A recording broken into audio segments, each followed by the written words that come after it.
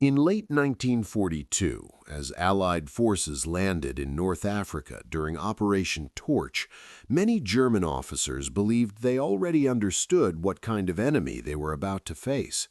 For years, they had fought the British across the deserts of North Africa, experienced, disciplined, methodical soldiers who followed established doctrine and preferred carefully planned operations.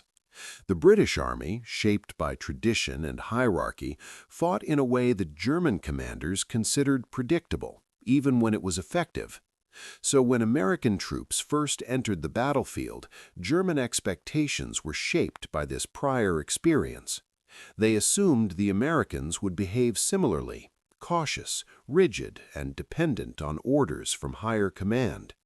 After all, many U.S. units were newly formed, relatively inexperienced, and arriving in a harsh environment against a battle-hardened opponent like the Afrika Korps under Erwin Rommel. But those expectations began to unravel almost immediately. The early clashes, especially during the Battle of Kasserine Pass, revealed clear weaknesses in the American forces. Units were sometimes disorganized, communication broke down, and inexperienced officers struggled under pressure. German forces exploited these gaps effectively, pushing American troops back and inflicting heavy losses. At first glance, it seemed to confirm what German commanders had believed: the Americans were untested and vulnerable. Yet something about the fighting did not fit the pattern they were used to. Even in retreat, American units often resisted in unexpected ways.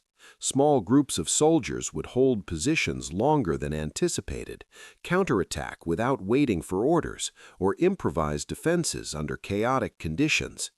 German reports began to note a peculiar trait: American soldiers did not always behave according to strict doctrine. They reacted quickly, sometimes recklessly, but often with surprising effectiveness. One German officer later described American troops as energetic and aggressive, but lacking in refinement. Another noted that while British attacks tended to follow a recognizable structure, American assaults could feel chaotic, making them harder to predict.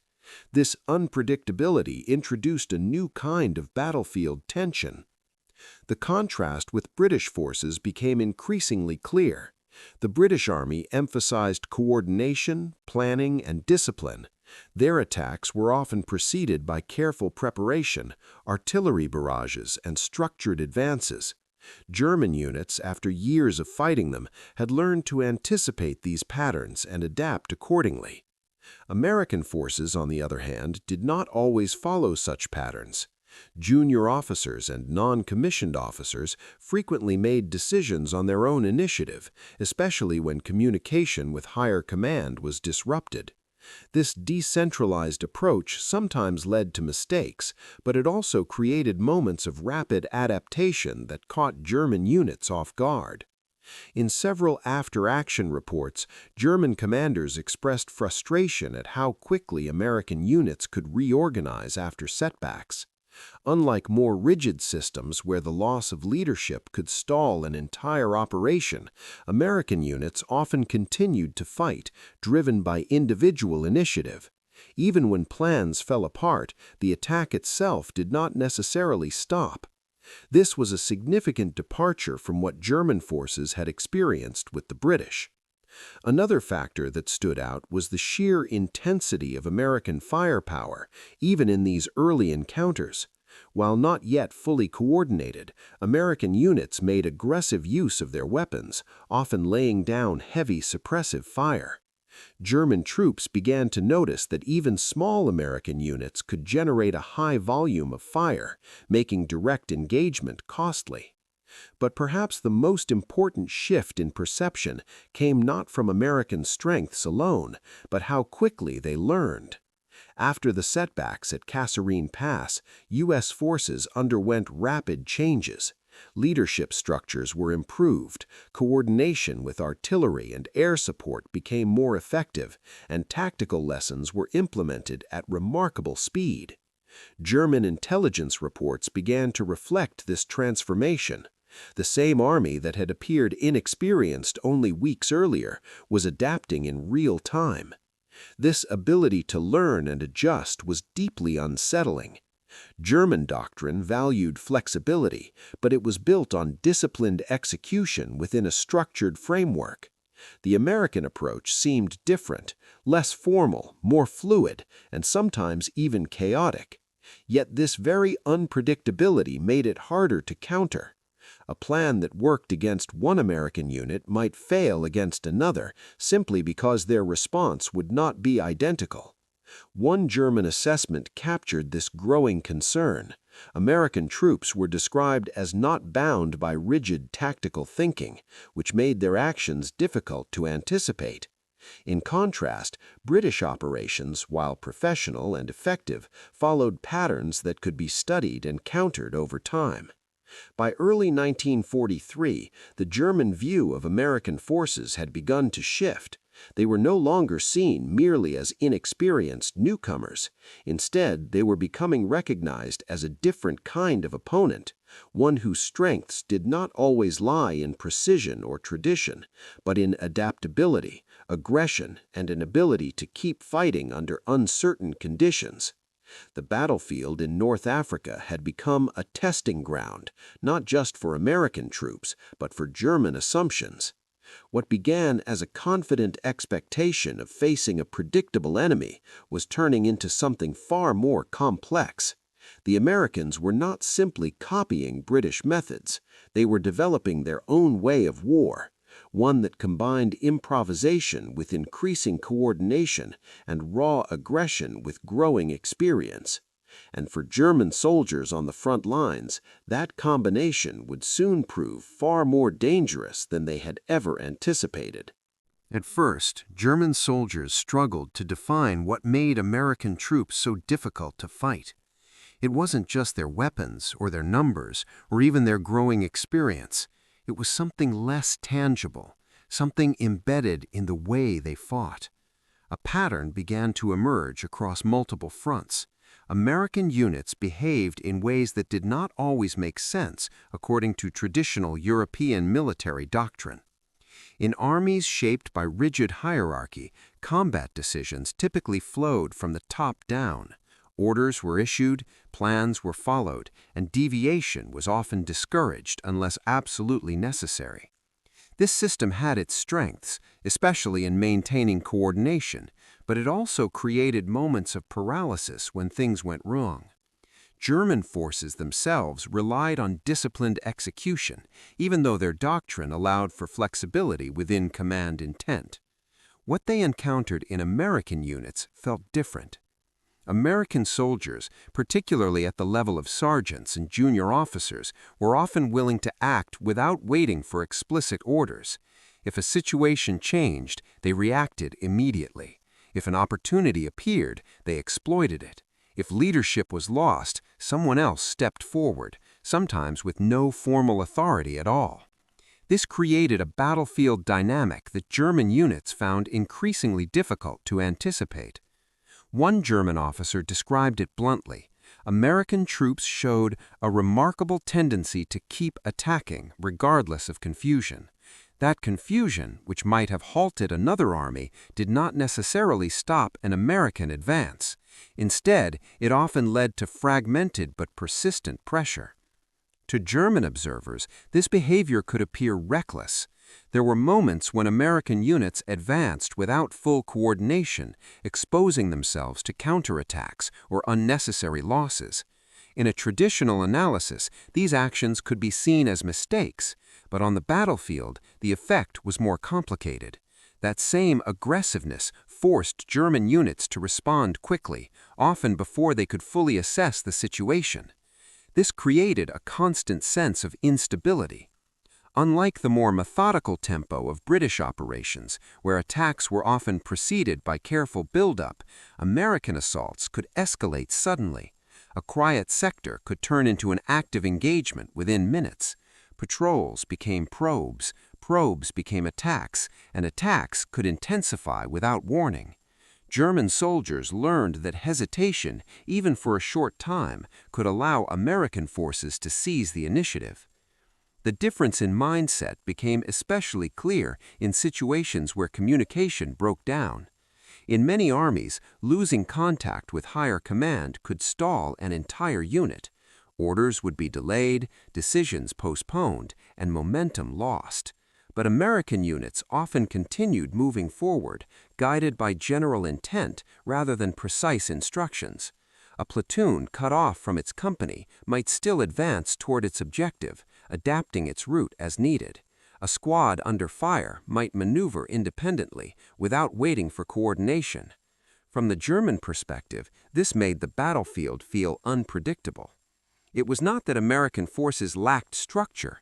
They had plans, objectives, and coordination, but those structures did not always limit individual action.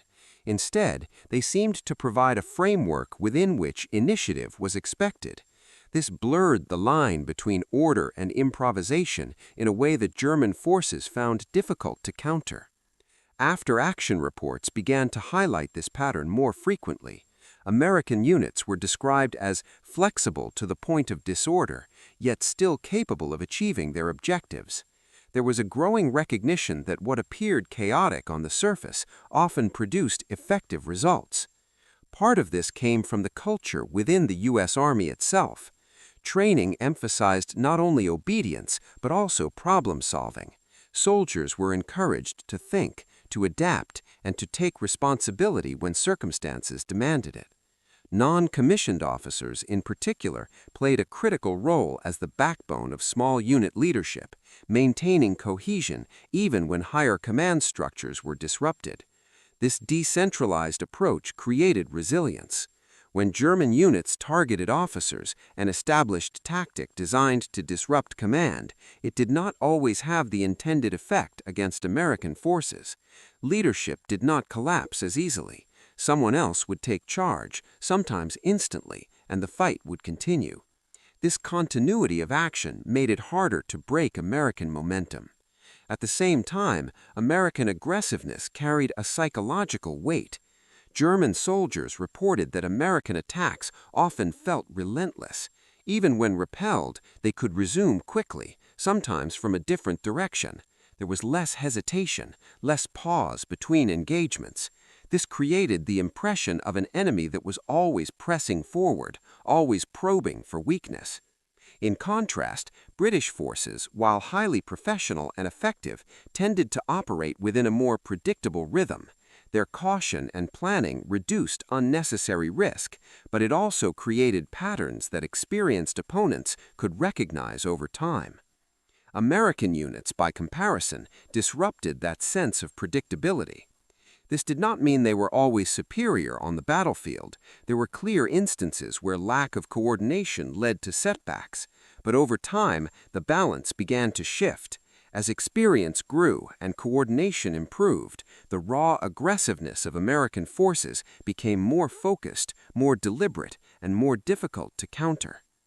German commanders began to understand that they were facing an opponent whose strength lay not in rigid perfection, but in adaptability under pressure. And that adaptability was driven by a mindset that encouraged action over hesitation. On a battlefield where timing could determine survival, this difference mattered.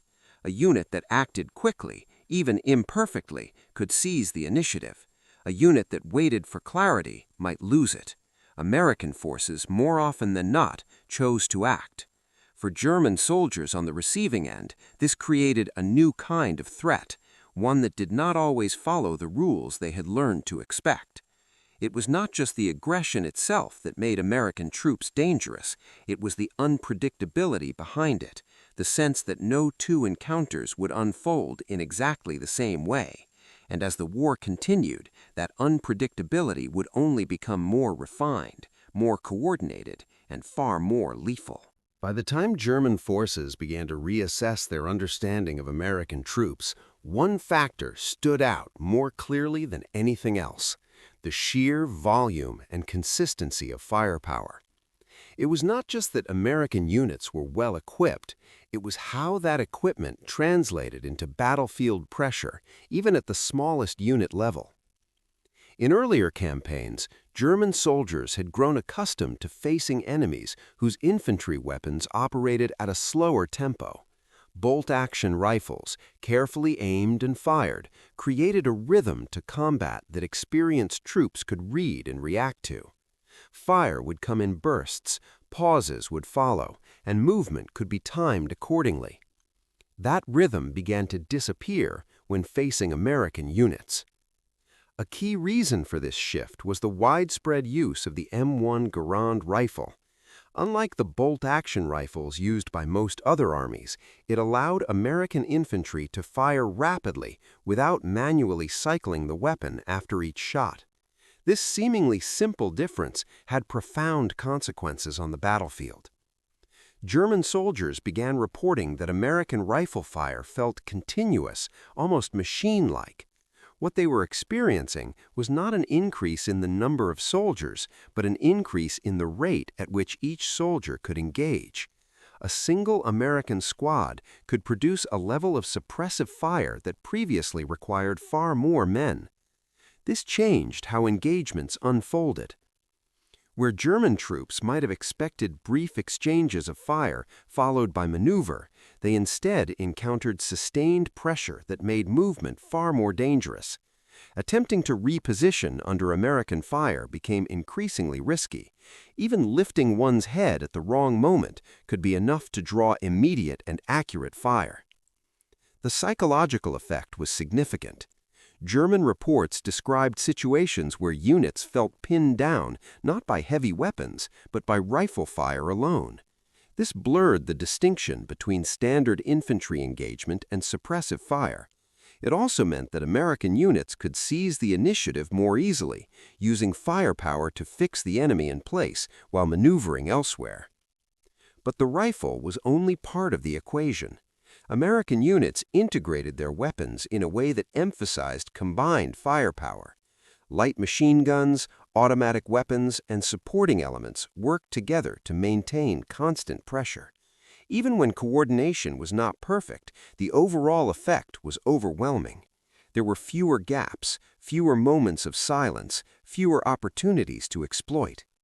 German soldiers began to realize that engaging American units head-on required a different approach. Traditional tactics that relied on identifying pauses in enemy fire became less effective. Instead, they were forced to adapt to a more continuous threat environment. This required greater caution, slower movement, and often more reliance on cover, all of which reduced their operational tempo. The situation became even more challenging when American firepower was combined with their aggressive mindset. An American unit did not simply use its firepower to defend, it used it to advance. Suppressive fire would pin German positions, and then movement would follow, sometimes immediately, sometimes from unexpected directions. The transition from firing to maneuvering could happen quickly, leaving little time to react. This created a sense of constant pressure. German after-action reports increasingly noted that American attacks did not always rely on perfect coordination. Instead, they relied on momentum supported by firepower. Even if one element faltered, another could continue, maintaining the overall advance. This redundancy made it harder to disrupt the attack as a whole. There was also an important logistical dimension to this firepower. American units had access to large quantities of ammunition, allowing them to sustain high rates of fire for extended periods. Where other armies might need to conserve resources, American troops could afford to maintain pressure. This removed another limitation that German forces had previously relied on when planning their responses. The battlefield, as a result, began to feel different. Instead of short, intense bursts of combat followed by regrouping, engagements with American forces often stretched into prolonged exchanges dominated by continuous fire. The environment became more dangerous, more exhausting, and more difficult to control. German soldiers adapted as best they could, using terrain, camouflage, and tactical discipline to counter this advantage. But even with these measures, the challenge remained. American firepower did not guarantee victory in every engagement, but it consistently altered the balance. It reduced the margin for error. A mistake that might have been survivable under lighter fire conditions could become fatal under sustained pressure. A delayed reaction, a poorly timed movement, or a moment of hesitation could be immediately exploited. The speed at which American units could bring effective fire onto a target amplified every weakness. Over time, this led to a shift in perception. American troops were no longer seen as merely aggressive or adaptable. They were now recognized as a force capable of delivering intense, sustained fire at the tactical level. This made them not only harder to fight, but also harder to predict in terms of how quickly they could escalate an engagement. And perhaps most importantly, this firepower worked in combination with everything else. It supported their initiative, reinforced their aggressiveness, and compensated for moments of disorganization. It allowed them to maintain pressure even when conditions were less than ideal. In effect, it turned many of their strengths into something greater than the sum of their parts. For German soldiers on the front lines, the experience was clear. Facing American forces meant facing an enemy that could not only act unpredictably, but could also sustain a level of fire that made every second of exposure dangerous.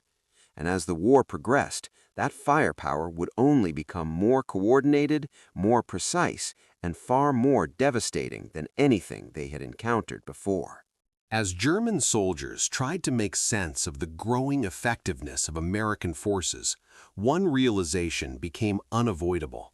The danger did not come from infantry alone. What made the battlefield truly lethal was how quickly American units could bring overwhelming supporting fire to bear, often with a level of speed and coordination that seemed almost unreal. In earlier campaigns, artillery had always been a decisive factor. German forces themselves relied heavily on it, using carefully planned barrages to soften enemy positions before advancing. These strikes were effective, but they usually followed a predictable process. Fire missions were requested, calculations were made, and shells arrived after a measurable delay. With American forces, that delay began to shrink dramatically. German troops reported that artillery fire could arrive with startling speed, sometimes within minutes of initial contact. Positions that had just been identified would suddenly come under intense bombardment, leaving little time to react. This was not random shelling, it was targeted, coordinated, and often devastatingly accurate. One of the most unsettling aspects was a technique known as time on target. Instead of firing artillery in a steady sequence, American units calculated their shots so that shells from multiple batteries would land at the exact same moment. For the soldiers on the receiving end, there was no warning buildup, no gradual increase in fire. There was only impact.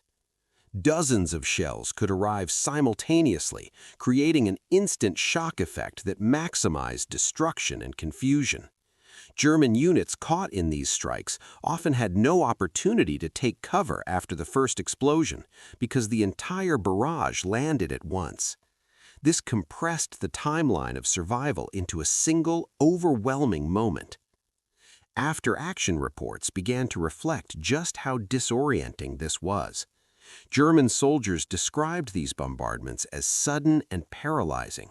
Communication lines were cut, positions were shattered, and any attempt to organize a response became extremely difficult. Even well-prepared defensive positions could be neutralized in seconds if they were accurately targeted. But artillery was only one part of the equation. Above the battlefield, American air power added another layer of constant threat. Fighter bombers, such as the P-47 Thunderbolt, became a frequent presence, capable of striking ground targets with bombs, rockets, and machine gun fire. Unlike earlier in the war, when air support might have been sporadic or delayed, American air-ground coordination improved to the point where strikes could be called in with increasing precision. For German forces, this created a battlefield that extended far beyond the immediate line of sight. Movement during daylight became increasingly dangerous. Columns of vehicles, supply convoys, and even small troop movements risked being spotted and attacked from the air. Roads that once enabled rapid maneuver now became potential traps. The simple act of relocating forces required careful timing, concealment, and often a measure of luck. This constant pressure disrupted more than just movement. It affected decision-making. German commanders had to consider not only the enemy in front of them, but also the threat from above and the possibility of sudden artillery strikes. Every action carried additional risk. Concentrating forces could invite air attack. Holding a position too long could lead to precise artillery targeting. Even retreating could trigger devastating strikes if detected. What made American fire support particularly effective was not just its power, but its integration. Infantry, artillery, and air units were increasingly working together as a coordinated system. A forward observer could identify a target and relay its position. Artillery could respond within minutes. If the target required heavier destruction or was on the move, aircraft could be called in to strike. Each element reinforced the others, creating a cycle of continuous pressure. German reports began to emphasize this coordination.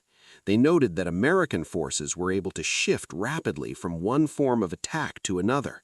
A position pinned down by infantry fire might suddenly come under artillery bombardment. A retreating unit could then be targeted by aircraft. There were fewer safe moments, fewer opportunities to regroup. This had a cumulative effect on morale. Facing a single threat was one thing. Facing multiple, overlapping threats, arriving with speed and precision, was something else entirely. The battlefield became unpredictable not only in terms of enemy behavior, but also in terms of when and how destruction might arrive. And as this system continued to evolve, it would become one of the most decisive factors in shaping the outcome of the war. For German soldiers, the realization was stark. The threat was no longer limited to the men they could see. At any moment, without warning, the battlefield itself could erupt around them, through artillery, through air attack, through coordinated strikes that left little room for survival. And as this system continued to evolve, it would become one of the most decisive factors in shaping the outcome of the war. By the final stages of the war, German soldiers had come to understand that what made American forces truly formidable was not just how they fought, but how they were sustained. Behind every aggressive attack, every burst of firepower, and every rapid adaptation on the battlefield stood something far larger and more decisive, an industrial and logistical system unlike anything they had ever faced. At first, this was not immediately obvious. In early encounters, American units could appear disorganized, even inefficient at times. But as the campaign continued, a pattern began to emerge.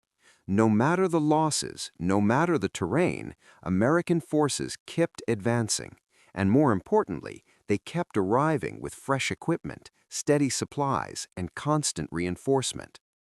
For German troops, this raised a troubling question. How was this level of continuity possible? The answer lay far beyond the battlefield. The United States had mobilized its entire industrial capacity for war. Factories operated around the clock, producing weapons, vehicles, ammunition, and supplies on a massive scale. This output was not just large, it was consistent. Losses that might cripple another army could be replaced in a matter of weeks, sometimes even days. German intelligence reports increasingly acknowledged this reality. They noted that destroyed American vehicles were quickly replaced, damaged equipment reappeared in working condition, and units that had taken heavy losses returned to combat strength with surprising speed. The idea of wearing down the enemy through attrition, a strategy that had worked in earlier conflicts, became far less effective. But production alone was not enough.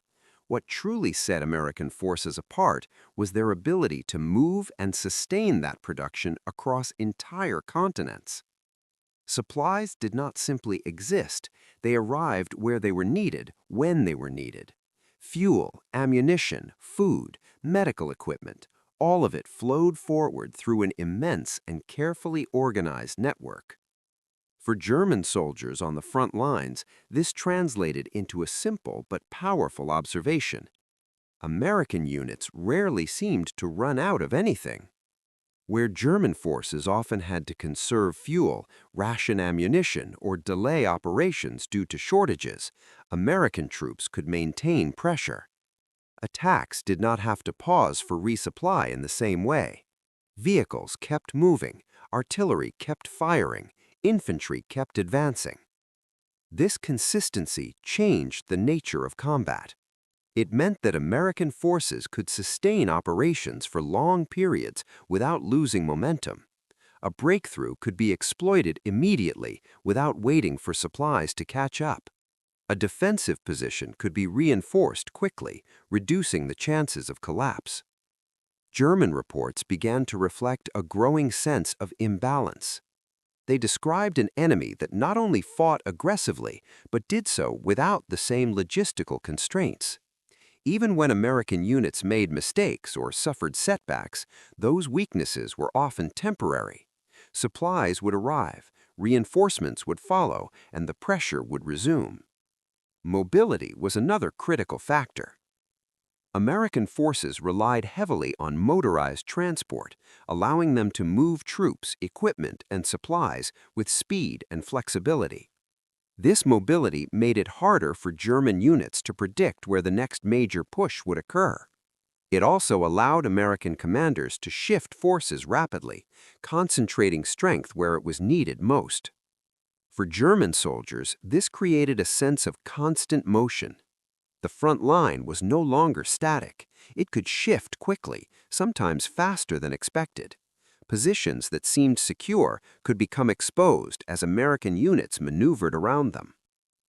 Retreats became more dangerous as pursuing forces could maintain contact and continue the advance. At the same time, American forces demonstrated an ability to learn and adapt at an increasingly rapid pace.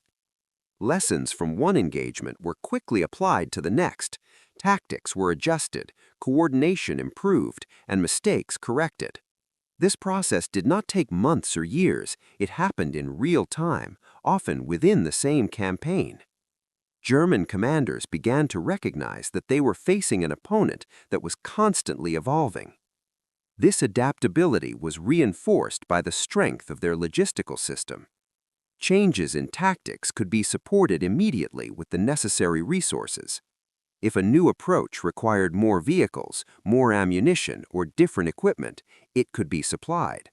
This created a feedback loop where innovation was not limited by availability.